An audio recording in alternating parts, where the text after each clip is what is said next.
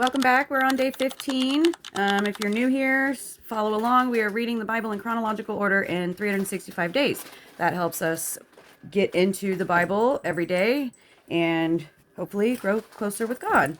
So we usually start by reading this little daily devotional. First one, the one for today is God's Magnum Opus. It's for April 22nd. We know that when Christ comes, we will be like him because we will see him as he really is. 1 John 3:2. If it starts moving or if it falls, it's Clarissa's fault. Don't chew on that. You can't have that. All right, and the little passage reads, when you arrive in heaven, something wonderful will happen. A final transformation will occur. You will be just like Jesus. Of all the blessings of heaven, one of the greatest will be you. You will be God's magnum opus, his work of art. The angels will gasp. God's work will be completed. At last you will have a heart like his. You will love with a perfect love. You will worship with a radiant face, and you'll hear each word God speaks. Your heart will be pure. Your words will be like jewels. Your thoughts will be like treasures. You will be just like Jesus. You will, at long last, have a heart like his. Signed, Just Like Jesus. I like that one. April 22nd rocks. Okay. Sorry. All right. Day 16. Looks like just chapters 49 and 50. So just these two for today. All right. Chapter 49 is titled, Jacob Blesses His Sons. Then Jacob called for his sons and said, gather around so I can tell you what will happen to you in days to come.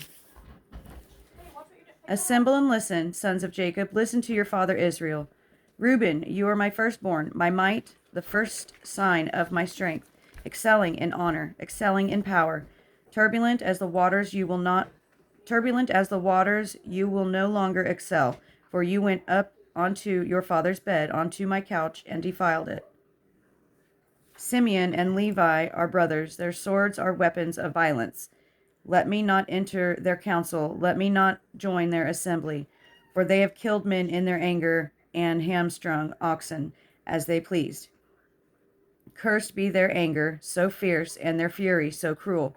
I will scatter them in Jacob and disperse them in Israel.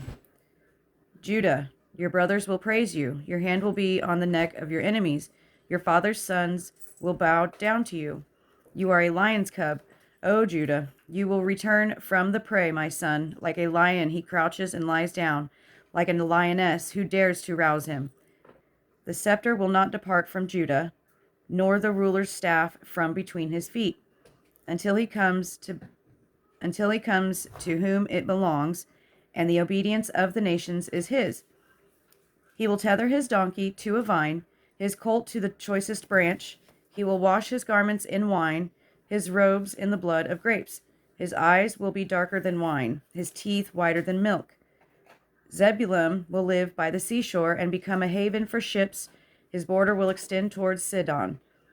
Issachar, as a raw-boned donkey lying down between two saddlebags. Did you hear? Issachar is a raw-boned donkey lying down between two saddlebags.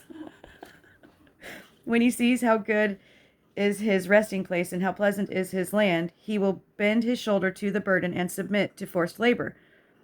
Dan will provide justice for his people as one of the tribes of Israel. Dan will be a serpent by the roadside, a viper along the path that bites the horse's heel so that its rider trembles backwards. No. So that its rider tumbles backwards. I look for your deliverance, O Lord. Gad will be attacked by a band of raiders, but he will attack them at their heels. Asher's food will be rich. He will provide delicacies fit for a king. Naphtali is a doe set free that bears beautiful fawns. Joseph is a fruitful vine near a spring, whose branches climb over a wall. With bitterness, archers attack him. They shot at him with hostility, but his bow remained steady. His arm stayed strong and limber. Because of the land of the mighty one of Jacob, because of the shepherd, the rock of Israel. because of your father's God, who helps you, because of the Almighty who blesses you, with blessings of the heavens above, blessings of the deep that lies below, blessings of the breast and the womb. Your father's blessings are greater than the blessings of the ancient mountains, than the bounty of the age-old hills.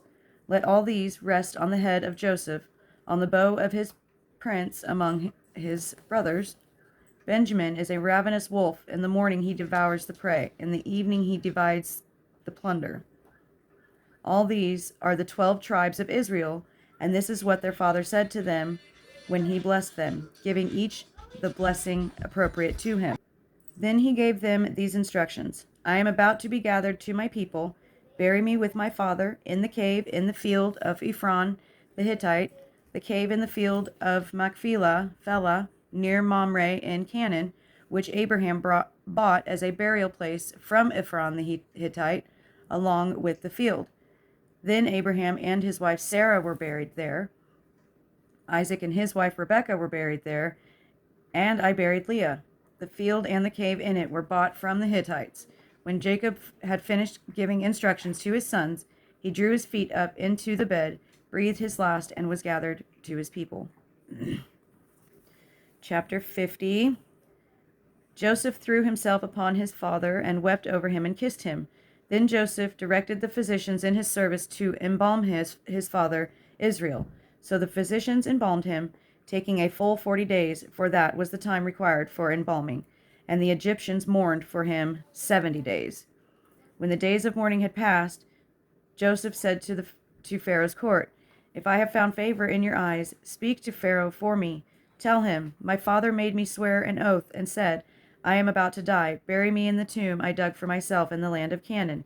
Now let me go up and bury my father, then I will return. Pharaoh said, Go up and bury your father as he made you swear to do. So Joseph went up to bury his father.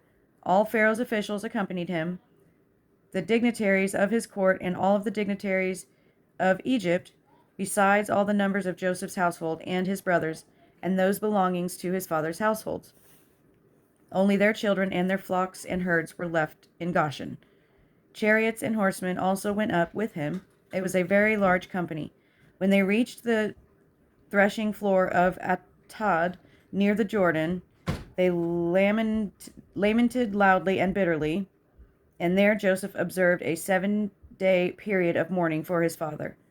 When the Canaanites who lived there saw the mourning at the threshing floor of Atad, they said, The Egyptians are holding a solemn ceremony of mourning. That is why that place near the Jordan is called Abel Mizram. So Jacob's son did as he had commanded them. They carried him to the land of Canaan and buried him in the cave in the field of Machpelah near Mamre, which Abraham had bought as a burial place from Ephron the Hittite, along with the field. After burying his father, Joseph returned to Egypt, together with his brothers and all the others who had gone with him to bury his father. When Joseph's brothers saw that their father was dead, they said, What if Joseph holds a grudge against us and pays us back for all the wrongs that we did to him?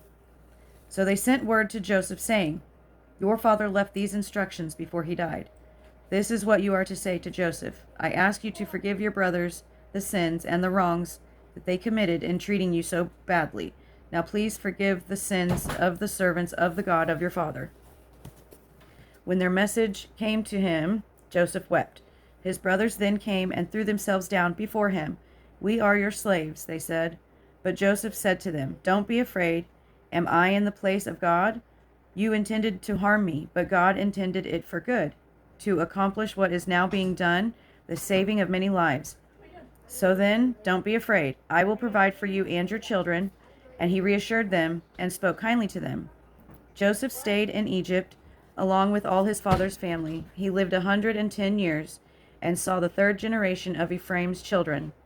Also the children of Machir, son of Manasseh, were placed at birth on Joseph's knees. Then Joseph said to his brothers, I am about to die, but God will surely come to your aid and take you up out of this land to the land he promised an oath to Abraham, Isaac, and Jacob. And Joseph made the sons of Israel swear an oath and said, God will surely come to your aid, and then you must carry my bones up from this place. So Joseph died at the age of 110, And after they embalmed him, he was placed in a coffin in Egypt. That brings us to Exodus. But we don't go to Exodus next.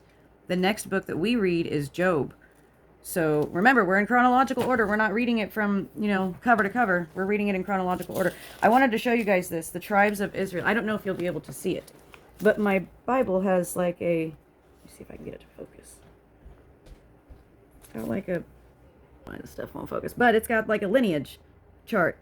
And so it shows the wives of Abraham, and then Abraham and Sarah, Ishmael, Isaac, and Rebekah, and then it shows all the way down to Ephraim and Manasseh.